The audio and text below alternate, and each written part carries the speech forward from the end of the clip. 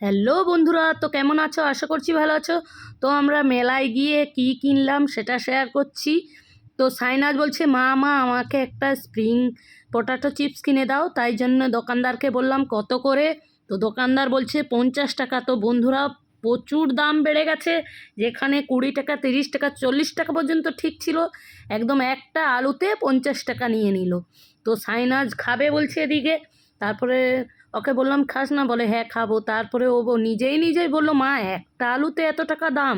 বলি হ্যাঁ, দেখো তোমরা কেমনভাবে বানাচ্ছে দোকানদারটা।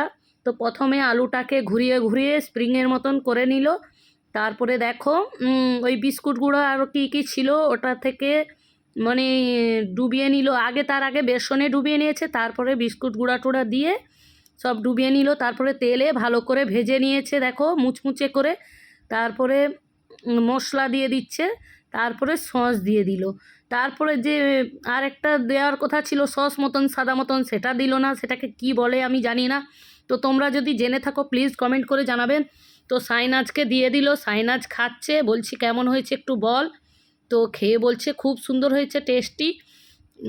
তো দেখো মানে কেনার ইচ্ছা ছিল না 50 টাকা করে বলে, তারপরে তাও কিনে নিলাম। ভিডিও হলো, সব রকম হলো। তো বন্ধুরা, ভিডিওটা কেমন লেগেছে প্লিজ কমেন্ট করে জানাবেন।